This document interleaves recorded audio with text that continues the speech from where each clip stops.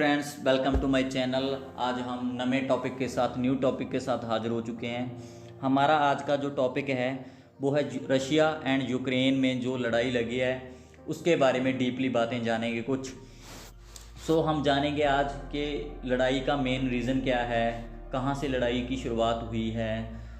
इस लड़ाई का भारत में क्या असर पड़ेगा, कौन कौन सा देश है जो यूक्रेन का साथ दे रहा है, कौन कौन सा देश है जो रशिया का साथ दे रहा है, कौन इसमें सही है कौन गलत है, इंडिया किसका साथ दे रहा है। डीपली बातें जानने के लिए वीडियो को देखते रहें एंड तक। शुरुआत करते हैं।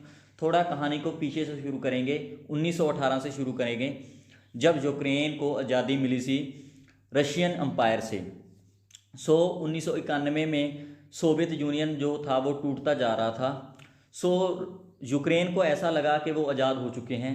उन्हें ये था कि वो अब यूरोपियन यूनियन के साथ जुड़ जाएंगे, लेकिन यूक्रेन में 2-3 ग्रुप डिवाइड हो चुका था, 2-3 ग्रुप में। जो पॉलिटिक्स था वो भी 2-3 ग्रुपों में डिवाइड हो चुका था। 2017 के डाटा के हिसाब से 46% लोग नाटो को ज्वाइन करना चाहते थे, 27% लोग रशिया के हक में थे। नाटो आपको पता ही है क्या, एक अलायंस है, एक ट्रीटी है, ऑर्गेनाइजेशन है जिसमें 28 यूरोपियन देश और 2 उत्तरी अमेरिकी देश हैं। यह वर्ल्ड वार सेकंड के बाद इसकी स्थापना की गई थी। नाटो क्या है आपको सबको वैसे तो मालूम ही है नॉर्मल नाटो के बारे में, लेकिन मैं आपको बताऊंगा कि नाटो के साथ यूक्रेन जुड़ना चाहता है तो इसमें रशिया को क्या प्रॉब्लम है। रशिया को ये प्रॉब्लम है क्योंकि रशिया है जो वो बहुत सारा वाटर है जो यूक्रेन के साथ साझा है उसका। अगर नाटो को ज्वाइन कर लेता है यूक्रेन तो रशिया के बॉर्डर पे आर्मी नाटो की पहुंच जाएगी, अमेरिका की इनडायरेक्टली आर्मी वहां पर पहुंच जाएगी, जो रशिया बिल्कुल भी नहीं चाहता, क्योंकि वो ऑलरेडी 2 देश जो कि जापान एंड फिनलैंड हैं वो भी नाटो के मेंबर हैं, ऑलरेडी मेंबर हैं। रशिया नहीं चाहता था कि वो चारों तरफ से नाटो की आर्मी से घेरा जाए। 16 दिसंबर 2021 को जब यूक्रेन के प्रेसिडेंट ने नाटो के चीफ के साथ ही मीटिंग की और बोला कि वो जो नाटो का हिस्सा बनना चाहते हैं, तब जो प्रेसिडेंट है रशिया का पुतिन, उसने जो बाइडेन और देशों के फ्रेंच जैसे फिनलैंड जैसे देशों के प्रेसिडेंट से वीडियो कॉन्फ्रेंस में बात की और गारंटी मांगी कि यूक्रेन को नाटो का हिस्सा नहीं बनाया जाएगा। तब इस बात में जो अमेरिका के प्रेसिडेंट हैं उन्होंने ये बोला कि वो यूक्रेन है जो कि इंडिपेंडेंट देश है, उनकी मर्जी है, वो अगर बनना चाहता है तो हम उन्हें नहीं रोक सकते। तो इस बात पर जो रशिया के जो प्रेसिडेंट है पुतिन, तो वो खफा हुए, तो उसने सोचा कि वो ऐसे प्यार से नहीं मानेंगे तो इसलिए उन्होंने हमला कर दिया। लेकिन इसमें भी एक राज है, इसमें राज ये है कि उसने हमला चाइना से पूछकर किया। मीन्स चाइना से कैसे, चाइना में बीजिंग ओलंपिक चल रहे थे, आप सबको पता है, तो चाइना ने ये कहा कि वो 20 तारीख के बाद हमला करेगा। उसका रीज़न मेन क्या था, उसका रीज़न ये था अगर 20 तारीख से पहले हमला करता तो जो ओलंपिक हो रहे थे उस पर इफेक्ट पड़ता, प्रभाव पड़ता। तो चाइना ने उससे रिक्वेस्ट की या फ्रेंडली तौर से बोला, कैसे भी आप उस लगा सकते हो, तो चाइना के कहने पर उसने 20 तारीख के बाद हमला किया। इस बात से ये भी पता चलता है कि चाइना के साथ रशिया की कितनी अच्छी फ्रेंडशिप है। रशिया का ये पहली बार नहीं है, रशिया इससे पहले 2014 में क्रीमिया पे कब्जा कर चुका है और डोनेस्टेक नू भी यूक्रेन तो अलग किया है। तो ये रशिया पहले भी ऐसे काम कर चुका है। रशिया ने अब क्या किया है, अब यूक्रेन को 3 पासों से घेर रखा है। पूरी तरह उस पर पूरा कंट्रोल है। इसके बदले में नाटो ने भी 5000 सैनिक पोलैंड में भेज दिए हैं और हंगरी जैसे देशों में भी अपनी सेना भेज दी है। लेकिन नाटो है जो डायरेक्टली यूक्रेन की मदद नहीं कर सकता, वहाँ पर अपनी आर्मी नहीं भेज सकता है। जर्मनी ने भी 5000 हेलमेट यूक्रेन की आर्मी को दिए हैं। इसमें ये है कि यूक्रेन को जो आर्मी मदद नहीं दे सकते, लेकिन वैसे हथियार दे रहे हैं कई देश, जैसे जर्मनी देश मदद कर रहा है।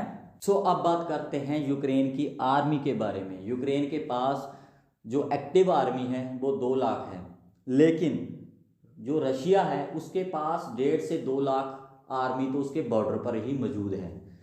कितना फ़र्क है आप यहाँ से ही देख सकते हैं इनकी आर्मी के बीच में। यूक्रेन की जो रिज़र्व आर्मी है, जो रिज़र्व सैनिक होते हैं, वो 9 लाख है, जबकि रशिया के 9 लाख तो एक्टिव आर्मी है और 20 लाख रिजर्व सैनिक हैं। तो आप टोटली आप ये बोल सकते हो कि यूक्रेन के पास 11 लाख आर्मी है और रशिया के पास 29 लाख आर्मी है। एयरक्राफ्ट की बात करें, एयरक्राफ्ट हैं जो यूक्रेन के पास 98 हैं और रशिया के पास 1511 हैं, यानी कि 15 गुना ज़्यादा एयरक्राफ्ट हैं रशिया के पास। टैंकों की बात भी कर लेते हैं। चलो, टैंक हैं जो यूक्रेन के पास हैं वो 2500 टैंक हैं, लेकिन रशिया के पास 12,000 से ज़्यादा टैंक हैं। सो आप सोच सकते हैं कि रशिया के लिए अटैक करना, कब्ज़ा करना कितना आसान है।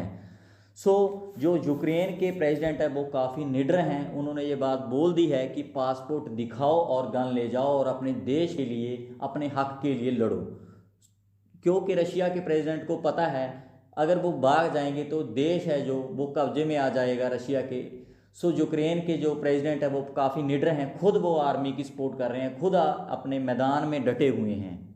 रशिया ने डायरेक्टली ये धमकी भी दे दी है अगर कोई और देश यूक्रेन की मदद करेगा तो वो न्यूक्लियर हमला भी कर सकता है। और रशिया कितना होशियार है ये आप इस बात से अंदाज़ा लगा सकते हो कि जो अपनी लाशों को जलाने वाली मशीनें होती हैं वो साथ में आर्मी के साथ में लेकर घूम रहा है। उसका रीज़न क्या है?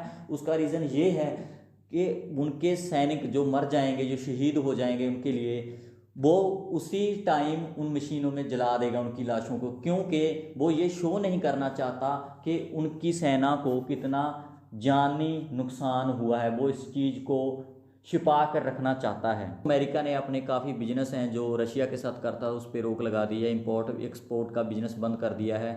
सो उसके साथ जर्मनी ने भी अपनी गैस लाइन रोक दी है। हालांकि 50% गैस जर्मनी में रशिया से आती थी। रशिया को इससे कम फर्क पड़ेगा और जर्मनी को ज़्यादा पड़ेगा, क्योंकि जर्मनी ने जो 50% गैस को आती थी रशिया से उस पर रोक लगा दिया, तो कीमत जर्मनी में गैस की ज़्यादा हो जाएगी। लेकिन फिर भी जर्मनी ने अपना रोष प्रकट किया है। इंडिया के 25,000 जो इंडियन हैं वो यूक्रेन में फंसे हुए हैं, जिसमें 20,000 तो स्टूडेंट हैं।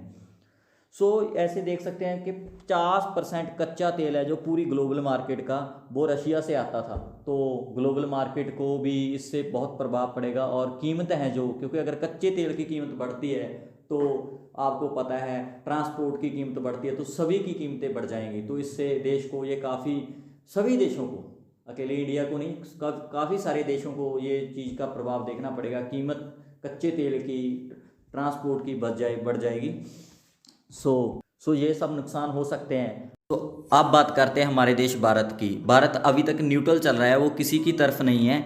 हाँ, रशिया से हमारी दोस्ती है जो ज़्यादा है एज़ कम्पेयर टू यूक्रेन। उसका रीज़न क्या है? उसका रीज़न सबको मालूम है, क्योंकि जो 20 से 25% इंडियन वेपन्स आते हैं वो हम रशिया से ही मंगवाते हैं। सो रशिया से हमें दोस्ती बनाए रखना ज़्यादा ज़रूरी है।